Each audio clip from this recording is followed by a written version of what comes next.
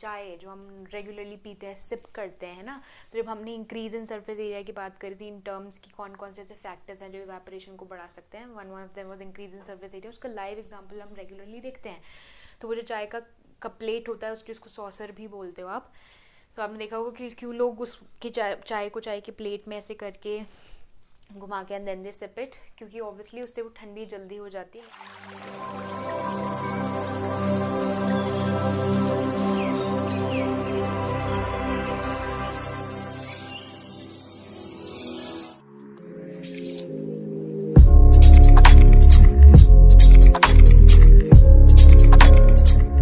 Hello and welcome everyone to SSE Excel Science. We hope that you all are healthy, hearty and happy. So chalo फटाफट से let's do today's quick fix revision. Let's begin. 1 second. जो मैंने 1 second बोला उतने में 1 second हो गया। उतने में light travels around 3 lakh kilometers. इतनी speed को it can put down to that of a bicycle. So you can imagine the atoms it must be having or the kind of power it has to slow down on even light. Okay, so coming back, आज हम क्या सीखने वाले हैं, आज हम क्या explore करने वाले हैं. Today's topics are evaporation. Yes, evaporation, जो आप बहुत सारी चीज़ों में अपनी एवरीडे लाइफ में एक्सपीरियंस करते हो, देखते हो. एंड डिफ्यूजन तो पूरा वर्ल्ड भरा पड़ा है डिफ्यूजन से. When I was exploring the examples, I was like oh God, कहाँ कहाँ नहीं है, सब जगह ही है. तो चलो let's begin with today's session. Okay, before I begin I need to have a disclaimer here, because again there are particles and what you need to study before coming here. Agar you are just giving a exploring this video just for the sake of knowledge, it's absolutely fine and good. And अगर कोई ऐसा बच्चा है जो regularly proper series में पढ़ रहा है, so then it is really good कि आप प्रॉपर सीरीज़ में कंटिन्यू करो, क्योंकि स्पेशली पार्ट 2 से each and everything is almost connected. तो जितना आप सीरीज़ में पढ़ोगे, मतलब back to back part 2 part 3 part 4 आप पढ़कर आ रहे हो, then you coming to this, तो इवेंचुअली आपके लिए सब चीज़ें एब्जॉर्ब करना बहुत ऐसे मतलब इट्स गोना बी लाइक चुटकी वाला काम होगा. Okay, so I would request you कि अगर प्रॉपर तरीके से आप 9th क्लास में ही हो या प्रॉपर मैटर के बेसिक समझ रहे हो, केमिस्ट्री आप प्रॉपरली आपने शुरू करिए यहाँ पे पढ़नी, चाहे 11th में हो चाहे 12th में हो, चाहे केमिस्ट्री में कुछ कर रहे हो, उसका basic lies into this only which we are studying right now. So I would request you कि पूरे सीरीज देख कर आना, part 1 part 2 part 3 part 4 part 5 and then obviously your this. Okay, so let's begin. ज़्यादा ना बोलते हुए already मैं बहुत बोल चुकी हूँ. चलो, तो इवेपोरेशन क्या होता है, और सबसे इम्पोर्टेंट क्वेश्चन, ये बॉइलिंग से कैसे डिफरेंट है. तो देखो, इवेपोरेशन आपका सरफेस फिनोमिनन है, ठीक है, और बॉइलिंग आपका बल्क फिनोमिनन है. अब सरफेस फिनोमिनन क्या होता है और बल्क फिनोमिनन क्या होता है, जैसे कि नाम आपका बता रहा है, इवेपोरेशन वो दोनों ही प्रोसेस में क्या होता है कि आपके जो वाटर के मॉलिक्यूल्स हैं वो इवेपोरेट होके गैसियस फेज में जा रहे होते हैं, ठीक है, बट दोनों में टेम्परेचर के डिफरेंसेस हैं. आपका जो सरफेस, आपका जो इवेपोरेशन है, that occurs at a lower temperature below the boiling point, and obviously boiling occurs at a boiling point. Obvious सी बात है ना. ठीक है, अब थोड़ा और डीप में जाते हैं. ये तो ऊपर वाली बात होगी, अब थोड़े डीप में जाते हैं. देखो, जो आपका इवेपोरेशन है वो हमने बोला कि वो सरफेस फिनोमिनन है. जैसे कि आपके जो वाटर मॉलिक्यूल्स हैं और उसके सरफेस पर जो ये मॉलिक्यूल्स प्रेजेंट है, यानी कि आपके ये, ठीक है, तो ये जो सरफेस वाले मॉलिक्यूल्स हैं, अगर इनको बहुत ध्यान से आप अंदर डीप में देखो तो इसके पास जो फोर्स ऑफ अट्रैक्शन, अगर मैं नॉर्मल दोबारा coming back to states of matter, तो मैंने बोला कि आप लिक्विड से गैस की तरफ जा रहे हो. लिक्विड यानी कि दिस और गैस मतलब दिस है ना. तो बेसिकली इसमें डिफरेंस क्या होता है कि force of attraction, that is intermolecular forces, दो पार्टिकल के बीच में कंपैरेटिवली इसमें लिक्विड में आपके ज़्यादा हैं और यहाँ पर कम है. तो जैसे ही आप एनर्जी प्रोवाइड कर देते हो लिक्विड को कि वो ये फोर्स ऑफ अट्रैक्शन को ये फोर्स ऑफ अट्रैक्शन को जो इन दो पार्टिकल्स के बीच में है, जिसने इन दोनों को ऐसे बांध के आपस में रखा हुआ है, उसको वो ओवरकम कर ले, तो ऑब्वियसली वो गैसेस स्टेट में चली जाती है। हम ऑलरेडी स्टेट में आपके change of state of matter में पढ़ चुके हैं, वही सेम चीज़ यहाँ पर हो रही है, ठीक है। बट डिफरेंस क्या है कि यहाँ पर जो ये वाले जो फोर्स जो ये सरफेस वाले मॉलिक्यूल्स होते हैं, इनके पास जो फोर्स ऑफ अट्रैक्शन लग रही है, फॉर एग्जांपल अगर आपने सिर्फ ये वाला पार्टिकल लिया है तो इसके पास सिर्फ 3 डायरेक्शन में फोर्सेस लग रही है, राइट, सरफेस वाले मॉलिक्यूल पे 1 2 एंड 3, हियर भी 1 2 एंड 3। लेकिन जो आपका बल्क वाला बीच का जो आपका पार्टिकल है उस पर चारों तरफ पे फोर्स लग रहा है, यहाँ से भी, यहाँ से भी, यहाँ से भी, यहाँ से भी, ठीक है। तो इसको गैस में कन्वर्ट होने के लिए ज़्यादा एनर्जी चाहिए, और इसको गैस में कन्वर्ट होने के लिए कम एनर्जी में भी इसका काम चल जाएगा, ठीक है।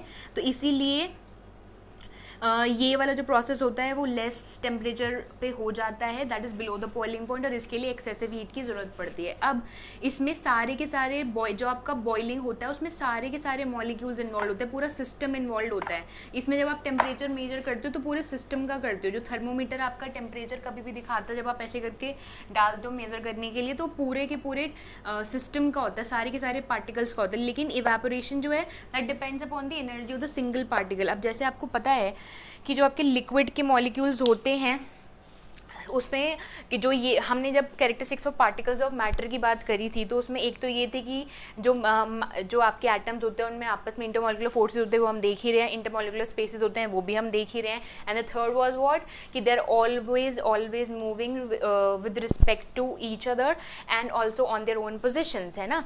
तो क्योंकि ऑलवेज वो मूव कर रहे हैं, तो किसी पार्टिकल के पास ज़्यादा एनर्जी है, किसी के पास कम एनर्जी है, ठीक है। तो और आपस में वो मूव कर रहे हैं, they are bumping into each other. और हमने ये भी पढ़ा था कि जो आपके एक छोटे से छोटा जो क्रिस्टल होता है, या छोटा से छोटा जो आपका कोई भी सब्सटेंस का कोई भी आप चीज़ लेते हो, उसमें millions and millions of particles present होते हैं, राइट। तो इतने मिलियन और मिलियन पार्टिकल एक दूसरे से टकराएंगे, तो obviously there is going to be some energy transfer, and there are times at point जब वो फॉर एग्जांपल ये इससे कोलाइड कर रहा है, वो उससे कोलाइड कर रहा है, इससे कोलाइड कर रहा है, कोलाइड करते हुए इस वाले पार्टिकल के पास ज़्यादा एनर्जी थी, इसके पास कम थी।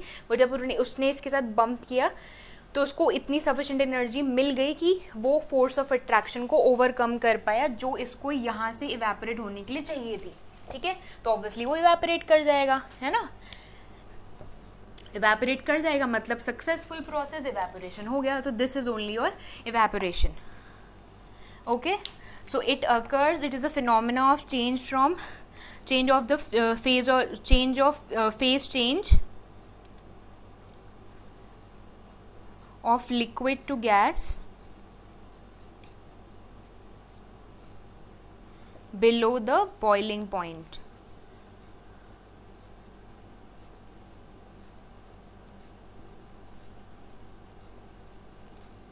ठीक है। तो इसमें क्या होता है कि सिर्फ ये वाले रिस्पेक्टिव मॉलिक्यूल्स जो हैं वो आपकी इवेपोरेट करते हैं इवेपोरेशन में, और क्योंकि इसके लिए कंपैरेटिवली कम एनर्जी चाहिए देन दिस इंटायरली, तो ऑब्वियसली वो एनर्जी अपनी सराउंडिंग से ही गेन कर लेते हैं, ठीक है।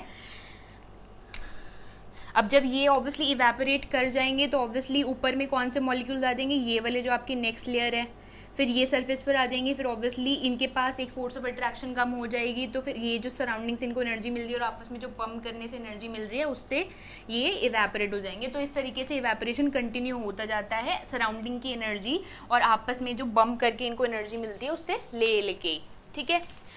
अब जो बॉइलिंग होता है, जैसे कि आपने देखा ही है जब पानी उबलते हुए, तो उसमें क्या होता है, पूरा का पूरा जितने भी पार्टिकल्स हैं वो सारे के सारे बॉईल होते हैं। और मतलब बॉइलिंग में क्या है कि आपको एक्सेसिव हीट चाहिए, तो आप नीचे से प्रॉपर सिस्टम को पूरा हीट अप करते हो ताकि सारे पार्टिकल्स को इतनी एनर्जी मिल सके कि वो अपने फोर्स ऑफ अट्रैक्शन को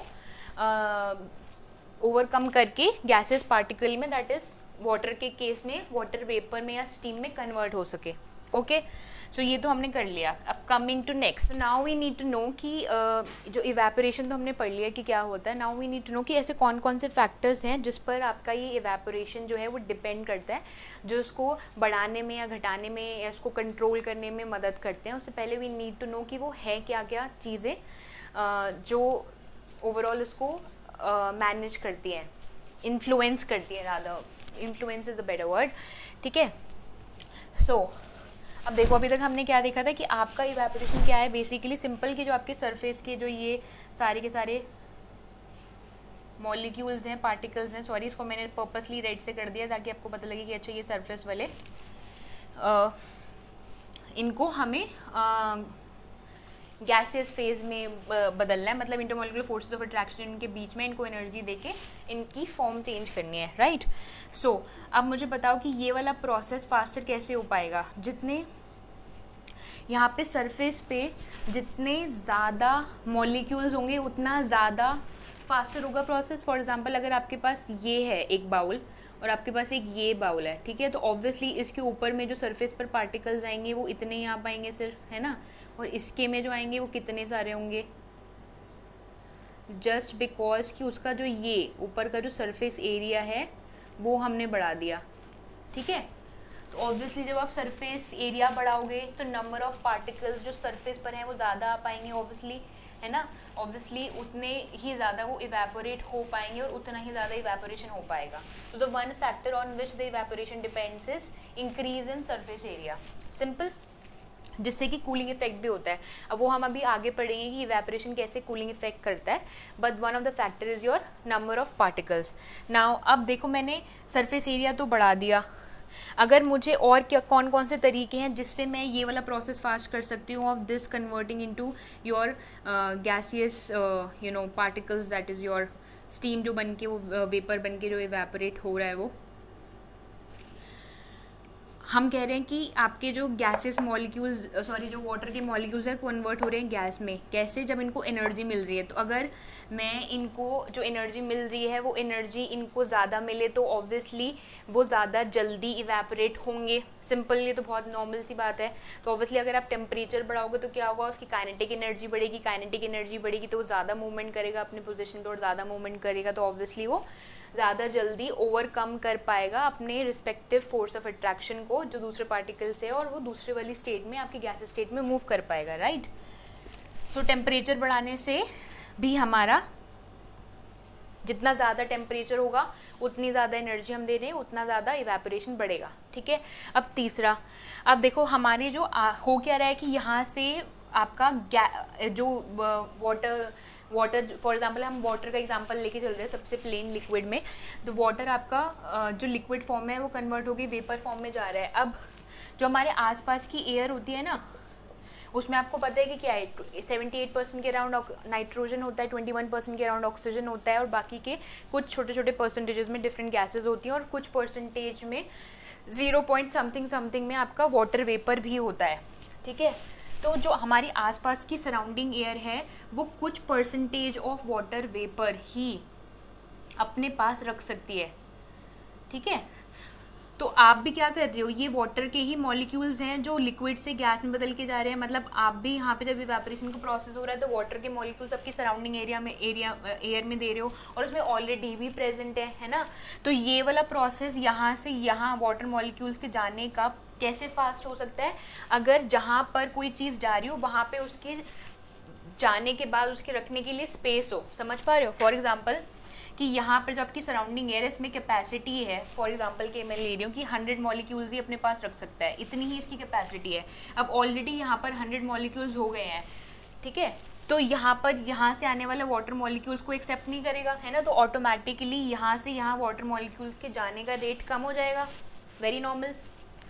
तो कैसे बढ़ाया जा सकता है कि यहाँ पर जो 100 की जो इसकी कैपेसिटी है, अगर यहाँ से मॉलिक्यूल्स को कहीं और शिफ्ट कर दिया जाए और यहाँ पे स्पेस खाली हो जाए कि 80 ही रहे तो 80 रहे उससे कम रहे तो ऑटोमेटिकली यहाँ से आने वाले वाटर मॉलिक्यूल्स और आराम से जा पाएंगे, है ना।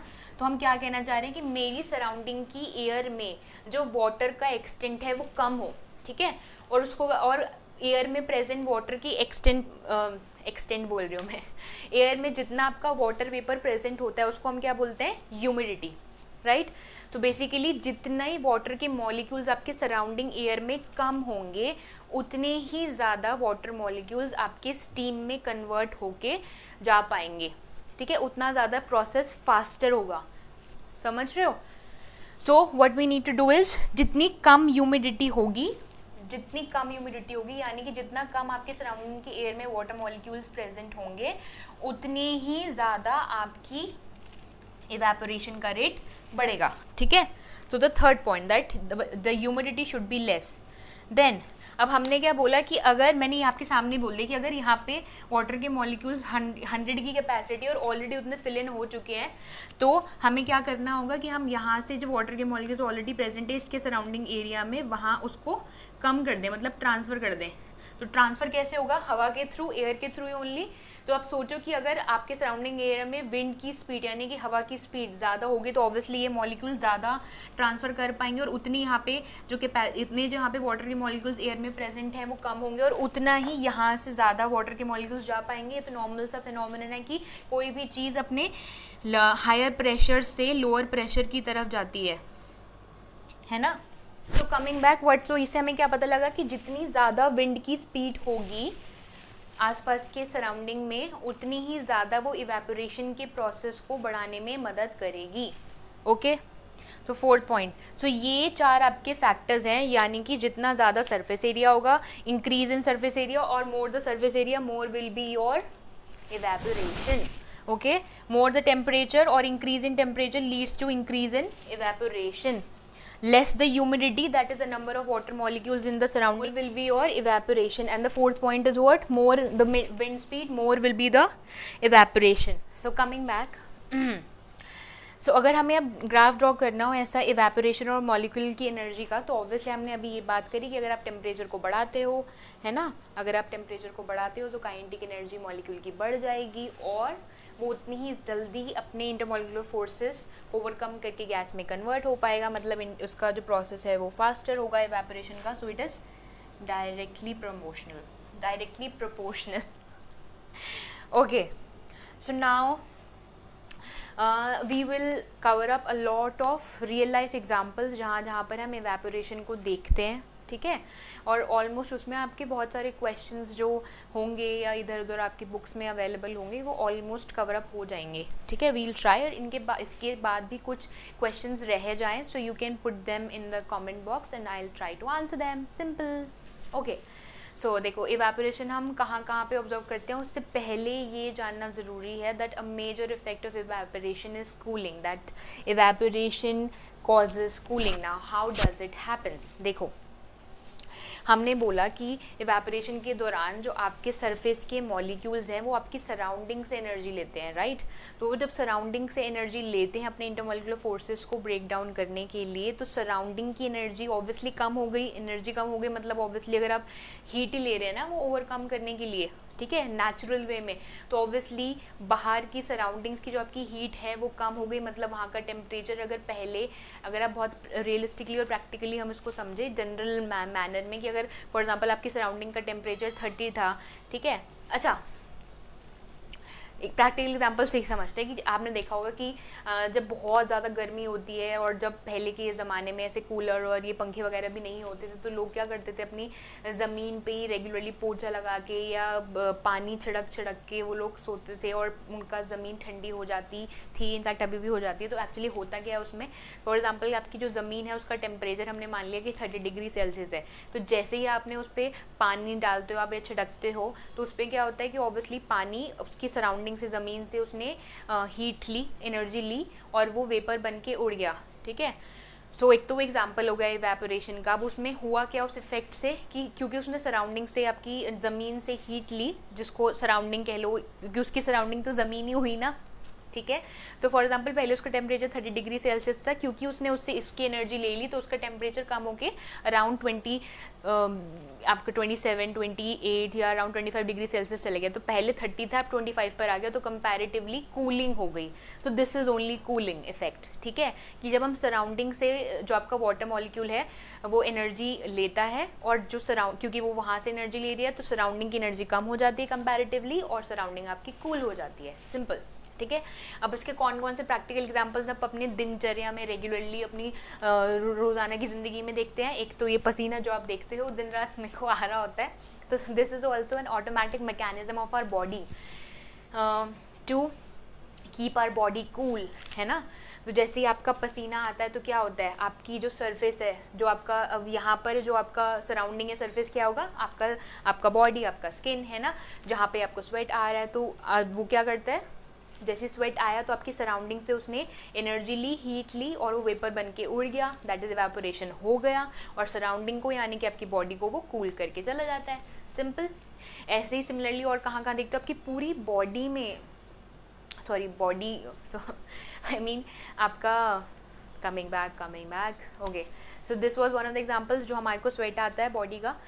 देन मोर ऑब्वियसली बेसिक जो आप कपड़े वगैरह सुखाते हो उसमें भी आप देखते हो कि आप पहली बात तो फैला के सुखाते हो। फैला के क्यों सिखाते हो, ताकि सरफेस एरिया उसका बढ़ जाए। सरफेस एरिया बढ़ेंगे तो क्या होगा, इवेपोरेशन ज़्यादा अच्छा होगा। इसी में बहुत सारे क्वेश्चंस आते हैं, कपड़ों को लेके पहले एक बार पूरा निपटा देते हैं। तो पहली बात तो ऑब्वियसली डायरेक्ट सन की हीट से इवेपोरेशन हो रहा है, डायरेक्ट। सो ऑब्वियसली आप सराउंडिंग से वो एनर्जी ले रहा होता है। जो आपका गीला कपड़ा है जिस पे जो पानी है वो सराउंडिंग से एनर्जी ले रहा है ऑब्वियसली, और जो पानी है वो इवेपोरेट हो रहा है और आपके कपड़े सूख रहे हैं, simple. And eventually it is leaving the surrounding cool. Then what else, जो हमने उसका आपका, then also it is set कि आपको गर्मियों में आपको लाइट कपड़े पहनने चाहिए, आपको कॉटन के कपड़े पहनने चाहिए। क्यों? क्योंकि कॉटन जो है वो अच्छा एब्जॉर्बर है स्वेट का, पानी का। Sweat is water, kind of क्या, इट इज़ वाटर ओनली, ठीक है। तो अच्छे से एब्जॉर्ब कर लेता है पानी को सबसे पहले, तो इसलिए कॉटन के कपड़े पहनने को बोला जाता है। तो कॉटन का जब कपड़ा अच्छे से पानी को एब्जॉर्ब कर लेगा तो ऑब्वियसली वो ज़्यादा सरफेस एरिया मिल जाएगा आपके पानी को, और इवेंचुअली वो सरफेस एरिया बढ़ जाएगा तो इवेपोरेशन बढ़ जाएगा, ठीक है।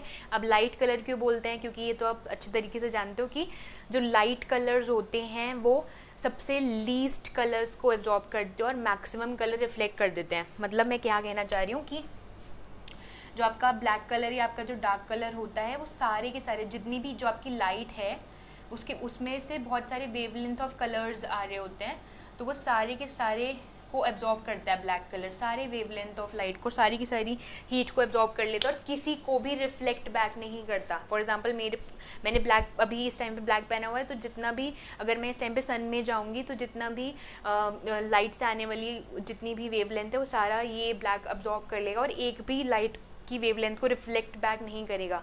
यहाँ अगर मैंने यही वाइट पहना होता तो वाइट कपड़ा क्या, वाइट आपका जो कपड़ा है लाइट कलर का कपड़ा है जो, वो क्या करता है कि वो सारी वेवलेंथ जो आने वाली है लाइट से उसको रिफ्लेक्ट बैक कर देता है, मतलब भेज देता है, हार्डली कोई चीज़ को एब्जॉर्ब करता है, इसीलिए आपको उसमें गर्मी कम लगती है, ठीक है। ओके, सो जो और एग्जांपल्स हम अपनी रेगुलर लाइफ में ऑब्जर्व करते हैं, एक तो ये कि बहुत सारे लोग नेल पॉलिश लगाते होंगे, नेल पॉलिश, ठीक है। तो जब आप नेल पॉलिश लगाते हो और रिमूव करते हो तो आप नेल पॉलिश रिमूवर से रिमूव करते हो। नेल पॉलिश रिमूवर क्या होता है, एसीटोन, दैट इज CH3,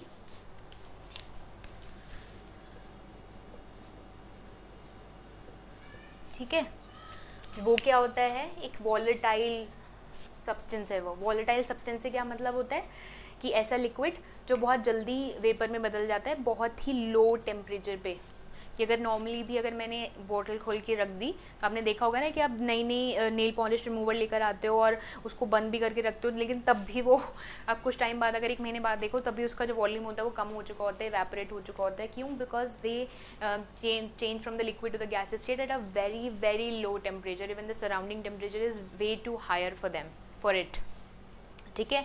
तो हो क्या रहा है, जब आप नेल पॉलिश रिमूवर लगाते हो तो बेसिकली वो आपके वहाँ पे आपके सरफेस पे लगा तो करता क्या है कि जैसे ही आप लगाते हो तो वो इवेपोरेट हो जाता है। कैसे? आपके सरफेस से, यानी कि आपके हाथ से एनर्जी लेकर और आपके हाथ को कूल करके वो छोड़ जाता है, मतलब बेसिकली आपकी सराउंडिंग को यानी कि हाथ को वो कूल करके छोड़ जाता है, राइट।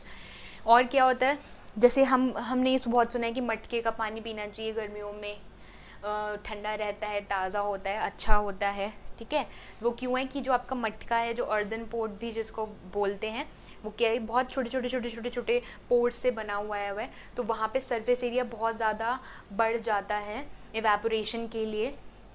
तो जैसे ही आप मटके में पानी भर के रखते हो तो जितना भी उसका सरफेस पे मॉलिक्यूल्स होते हैं वो इवेपोरेट हो जाते हैं through those extreme pores, and eventually जो आपकी सराउंडिंग है यानी कि आपका बचा कुचा पानी को वो ठंडा छोड़ जाते हैं, and there you feel cold. मतलब कोल्ड से मेरा मतलब है कि इसलिए कंपैरेटिवली आपको वाटर वो ठंडा लगता है, ठीक है, डिस्पाइट कि वो नॉर्मल इन्वायरमेंट में ही पड़ा होता है वो मटका हमारा.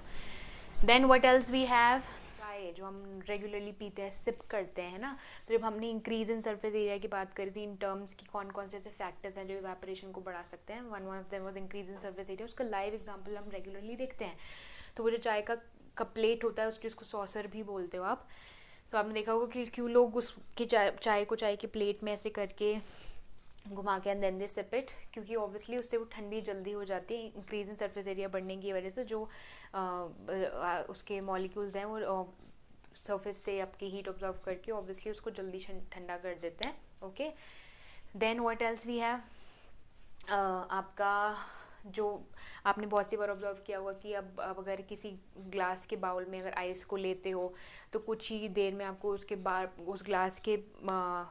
उस ग्लास के कप के बाहर कुछ ना कुछ वाटर की ड्रॉपलेट्स से दिखनी शुरू हो जाती हैं. वो क्यों होती हैं कि जो आसपास का सराउंडिंग की में एयर है, जिसमें हमने कहा था कि सराउंडिंग के एयर में आपके वाटर वेपर का कंटेंट प्रेजेंट होता है कुछ फिक्स्ड अमाउंट में. तो जब वो और बाकी और भी कुछ पार्टिकल जब उससे टकराते हैं ऑब्वियसली तो वो एनर्जी लूज़ कर जाते हैं. वाटर के मॉलिक्यूल्स जो एयर में प्रेजेंट हैं जब वो ग्लास की सरफेस से जो टकराते हैं तो eventually they lose out the energy and they convert back into the liquid state. Okay, that is a kind of condensation, kind of नहीं, it is a condensation process happening. We will show you. In fact आपने जो अभी Bose Einstein condensate पढ़ा है उसमें condensation exactly कैसे होता है, कैसे आप रेगुलरली उसको भी ऑब्जर्व करते हो, वही सेम चीज़ है यहाँ पर जो हो रही है. Then so it is, evaporation is also happening and condensation is also happening. Then what else we have, आपका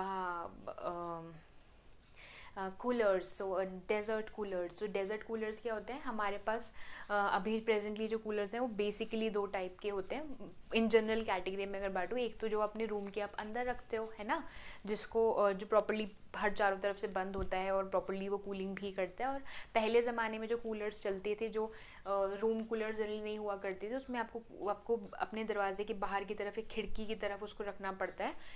उसमें क्या होता है कि वो बेसिकली वो इसलिए होता है कि आपको इवेपोरेशन की प्रोसेस पे वो वर्क करता है और जितना हॉट और जितना ड्राई एनवायरनमेंट होगा उतनी ही अच्छी वो कूलिंग करेगा. हॉट मतलब आपने टेम्परेचर बढ़ा दिया और ड्राई मतलब ह्यूमिडिटी को कम कर दिया, मतलब इवेपोरेशन को बढ़ाने वाले फैक्टर्स को आपने कर दिया है. तो इवेंचुअली इवेपोरेशन जितना अच्छा होगा तो वो जो आपका सराउंडिंग से एनर्जी लेगा, सराउंडिंग को कूल करेगा और आपकी सराउंडिंग कूल हो जाएंगी. क्या बोल रहे हैं मैं आपकी सराउंडिंग कूल हो जाएंगी. Okay, then what else, these are all the examples. I think I have covered all of them. इसी पे कहीं ना कहीं आपके बेस्ड क्वेश्चंस होते हैं. इसके अलावा भी अगर कुछ आपका डाउट है या कुछ आप रेगुलरली जो आसपास में जो चीज़ें आपकी होती हैं उस फिनोमिनन को आप ऑब्जर्व करो and you feel okay this is an example of evaporation, so please do comment below and do let me know. I will be more than happy to read all those comments to know about them and I would be happy कि आप लोग अब चीज़ों को अपने आसपास की उस नज़रिए से देख रही हो. That is very important. Learning is important, exploring is important, having that point of view is very important. Marks okay ठीक है आने चाहिए but that doesn't take you and make you everything. Okay, coming back. So this was it. I wanted to, there's only one topic which is left from this particular portion, that is diffusion. I wanted to cover it here itself but already video has already gone very long, so I shall make a separate video on it because eventually उसके भी बहुत सारे real life examples होंगे. आपको तो पता ही है कि मैं कितने सारे आपको real life examples बताती हूँ, है ना. So we shall film that अलग से. So that's it for today. I hope that you have enjoyed the learning and be happy. Till the time we meet again and we pray good things for you. It is a very small topic. It is like khatam only, and this is one thing that you observe everywhere in the world, in each and every phenomenon, from this entire body to I don't know what and what not.